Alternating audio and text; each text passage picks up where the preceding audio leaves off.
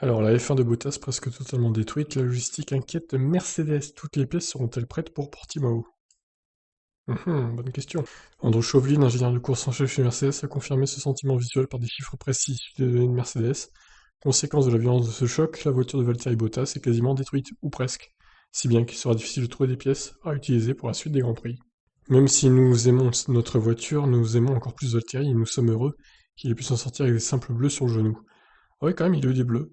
C'est un gros accident, nous avons vu environ 30 jets à certains moments de son voyage autour des murs de la piste. Malheureusement, la voiture ne s'en est pas si bien sortie, il y a pas mal de dégâts.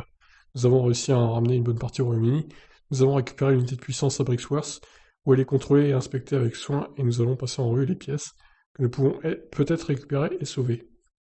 Or, cet accident entre George Russell et Bottas au Grand Prix d'Imola n'en finira pas d'avoir des conséquences psychologiques et humaines bien sûr entre les deux hommes rivaux pour le baquet Mercedes l'an prochain, et qui ne partiront peut-être pas en vacances de Pâques ensemble. Économique ensuite, car avec les budgets plafonnés, Mercedes a moins de marge financière que les autres équipes, et toute réparation massive de voitures pourrait amener à réduire dans les mêmes proportions le budget aéro, et enfin, tout simplement, pratique et logistique, il faut disposer à temps des pièces de rechange pour que Bottas puisse rouler avec les dernières évolutions. L'inquiétude logistique est alors vive à Brackley. Va-t-on pouvoir amener à cette pièce à Portimao pour le prochain Grand Prix? Sera-t-il possible de réparer toute la voiture à temps avec les dernières évolutions? Chauvelin confie que rien n'est tout à fait acquis à cette heure.